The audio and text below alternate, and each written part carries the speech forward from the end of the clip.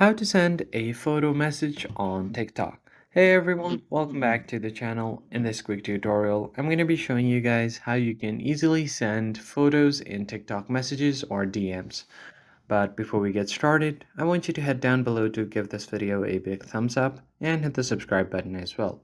So the first thing you need to do is open up your TikTok and make sure that you are logged into your account. Now, once you have done that, you just want to access your inbox section by tapping on the inbox. So just tap on it. Now, here you'll find your inbox. So you just have to tap on the chat where you want to send the picture to. And then once that is done, you can type in any messages right here on the chat box.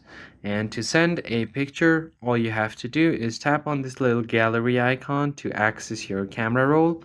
So you have to make sure that you have allowed access to your camera roll first, and then simply tap on it. Now you can send a picture or a video that you want to send, and then tap on send. And now it will be sent to your TikTok chat, and it's as easy as that. I hope you found this tutorial helpful. I'll see you guys on the next one.